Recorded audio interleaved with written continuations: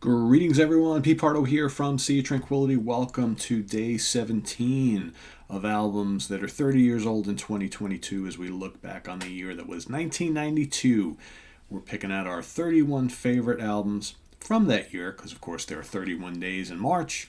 31 of our favorite albums. Of course, if you've been watching every day, you know I kind of cheated the other day, so I'm actually squeezing 32 out of this whole exercise, but that's okay. I can do it because it's my show, right?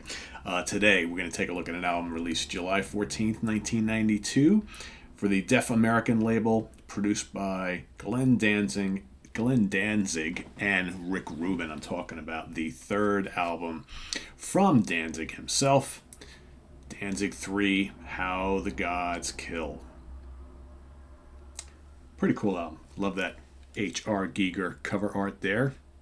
For those of you who are familiar with his work doing, for the Alien film, as well as Celtic Frost, right? We've seen the work of H.R. Giger in the past, always dark and kind of mysterious and ominous with weird-looking creatures and things like that, right?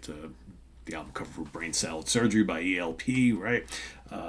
Yeah, just interesting, cool stuff. This was a pretty stunning album, I thought, in 1992 when it first came out. And I personally like the first two Danzig albums, but I think this might be their crowning achievement. A very, very strong album. What do you call this?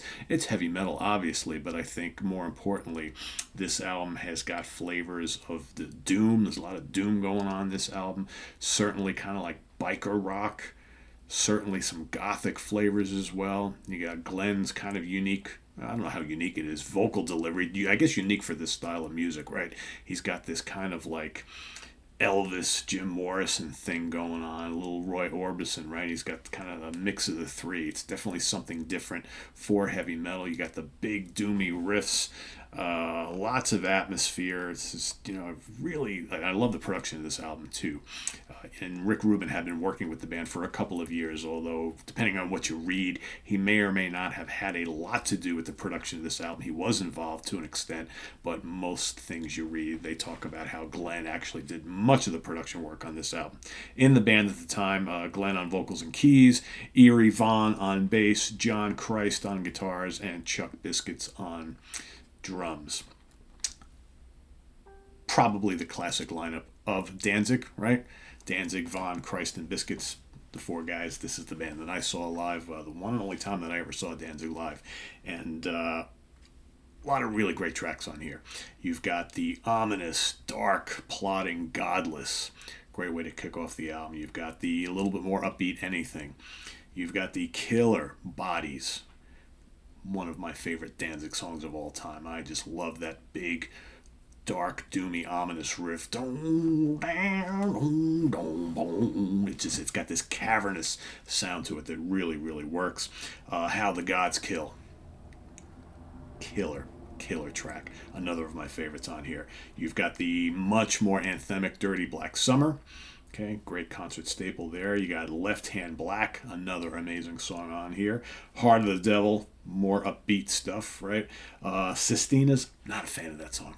I don't know, that's kind of real, kind of like gothic-y, moody, melancholy, kind of croony. Not a huge fan, never was a fan of that. Do You Wear the Mark? Another really strong song, and then it finishes off When the Dying Calls. So roughly you got about 48, 49 minutes of some very cool material. For my money, Godless, Bodies, How the Gods Kill, Left Hand Black.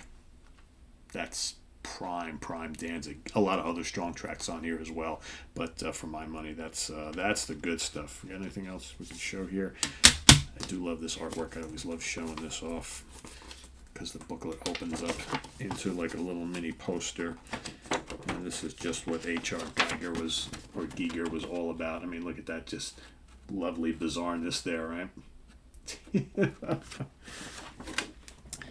are the guys in the band. Yeah, a really strong album, and of course it had to be on my list here for this month because it's my favorite Danzig album, and it's a good one. one of the strong albums released in 1992. If you were a heavy metal fan, obviously in 92 you got kind of the changing of the guard. New types of music are getting very popular at the time, but you still had some bands that were kind of hanging around that were still selling albums that were more of a metal slant, so to speak. Danzig were one of them. So How the Gods Kill Danzig 3 is my choice for today, day 17.